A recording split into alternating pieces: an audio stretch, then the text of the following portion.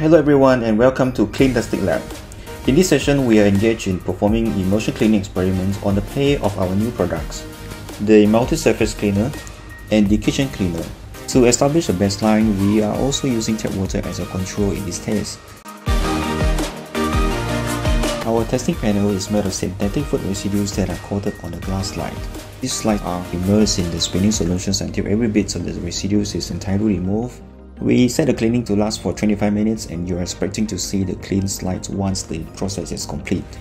Come to the end of the test. Here you can see the slides after 25 minutes of the washing.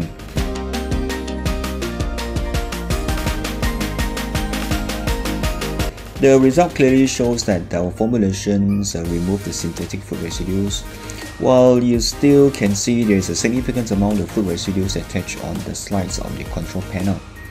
So the result summarizes that the two formulations effectively remove dried synthetic food residues that are attached on a hard surface.